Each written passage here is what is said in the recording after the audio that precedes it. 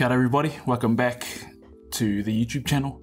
We're doing another tutorial today, second tutorial. I've got to do two today, so this is the first of those two, and this will be my second video for 2020.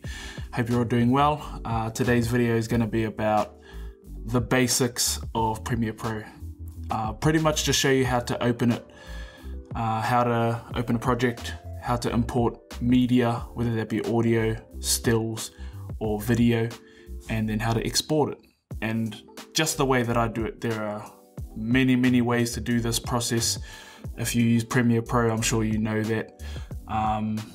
And my experience with this program is really good. When I first moved from iMovie to this program, I didn't even know how to import media. It was that much of a jump. So if you're in that same boat, this is for you. I'm pretty much making a video that I wish I could have watched just with the basic overview. So yeah, let's jump into it. So first, what you want to do is obviously download Premiere Pro. I've got Adobe CC, Creative Cloud, and you pay a subscription. It's like Netflix and all the rest of it. You pay a certain amount a month. I'll put that up here somewhere, how much I pay per month, and I get the whole creative suite because I use heaps of Adobe's programs. If you want to, you can just get Premiere Pro and it ends up being cheaper. So let's jump into the program. So this is what you'll see first. You want to go to the left, open new project. Call it whatever you want. I'll call this tutorial. I don't know what any of this means, but I just leave it at its default settings. Push OK. And then it'll carry on loading. And this is what you see, what you're presented with. And the first time I used this program, I was pretty overwhelmed moving from iMovie to this. So I'll start from the bottom left. This is where you put all your media. This is where you have, think of it as a desktop. You have your desktop and you have all the folders.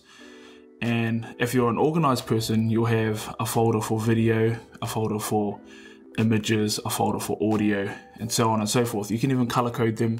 I haven't done any productions that I need to color code them just yet because I haven't needed that much media, but I'm sure I'll get there one day. So that's where that is. And when you import media, here's a quick viewing window up the top here. I'm not too sure if these are the default settings. These are the settings that I have them on here. And if you look up the top, these are different viewing options. And don't quote me on any of these names that I say. These are just what I call them to make it easier to remember. If you look now, when I went to the editing viewing version, whatever it's called, you see a few things have changed around. I usually stay on graphics because I usually like to add type to my videos, and that's what this window here is. If any of these windows are missing, I believe you can go window and you can add them. Some of them may be unchecked. So just take a screenshot of this just to show which windows I have checked, so you can have it exactly the same as I do. And this is your timeline. This is where all your media gets dragged and dropped, and that's the order that you can see all the rest of the imagery with. Oh, that's the order that you can see your video as.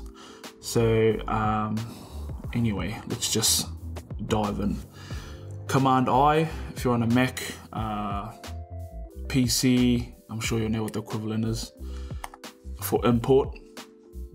You go find your media. I'll quickly just go and find a video in here. And this is the video that I used for my last tutorial. So this is just for an example. Click that and it will show up in your import media bin. And if you double click it, it'll show up here, and you can move your slider left and right to show the whole clip. This is the timer. So you can be real specific about where you want this playhead to be. And to put it into your timeline, you just drag and drop. And there's your timeline here. Little shortcuts. If you're anywhere in the timeline and you want to go back to the beginning, or you want to go back to the start of a clip, push up and it'll take you there. Push down to go to the bottom. V1, V2, V3, so that's for video. So any visual elements will be from V1 upwards, and you can add more layers. I've just gone blank now for what the exact name is, but you can add more and more if you want. I've seen examples of some that have been 20 layers thick. And then all the audio goes below, as you can see here.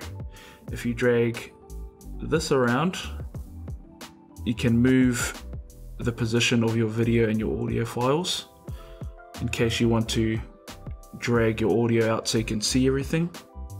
And to make this bigger so you can see more detail, you can drag this to the left, or you can, if you're on a touchpad, you can zoom in, pinch to zoom, just like any touch surface. Also, in this viewing window, you can move that playhead to wherever you want. So that's the video. Push space to play. As you can see, it's got audios coming through here. That's pretty much it. So you can play around with everything on here.